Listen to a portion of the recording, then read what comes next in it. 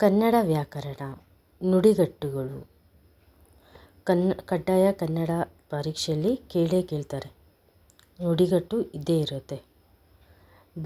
ಬಯಲು ಭ್ರಾಂತಿ, ಭ್ರಮೆ. ಕವಡು ನುಡಿ. ಕವಡು ನುಡಿ ಅಂದರೆ ಮೋಸದ ಮಾತು. ತೊಡೆತಟ್ಟು, ಸವಾಲು ಹಾಕು. ಗಂಟಲು ಕಟ್ಟು, ಮಾತು ಮೂಕನಾಗು. ಹಣೆ ಬರಹ, ವಿಧಿ ಲಿಖಿತ. ಮೀಸೆ ಮಣ್ಣಾಗು, ಅವಮಾನಿತವಾಗು ಅಥವಾ ಅವಮಾನವಾಗು. ಮೈ ತಣ್ಣಗಾಗು, ಶಕ್ತಿಹೀನನಾಗು. ಬೆನ್ನಿಗೆ ಚೂರಿ ಹಾಕು, ದ್ರೋಹ ಮಾಡು. ಪರದೆ ಬೀಳು, ಮುಕ್ತಾಯ.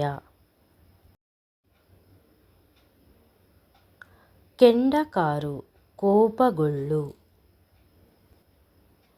ಹಲ್ಲು ಮಸೆ, ಕಿಡಿ ಕಾರು. ಮೈ ಮುರಿ, ಕಷ್ಟಪಡು. ಉಗುಳು ದಾಟು, ಮಾತು ಮೀರು. ಚಕಾರವೆತ್ತು, ಆಕ್ಷೇಪಿಸು.